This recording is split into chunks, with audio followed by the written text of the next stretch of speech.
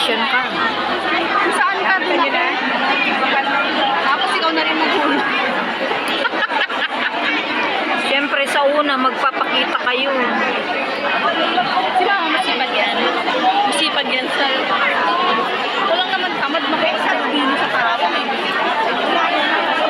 Tulad niya, parang pinag-inana ako. Hindi ko maliit yan. Okay lang yan. At pag uwi natin, isasaing natin lahat yung makukuha na.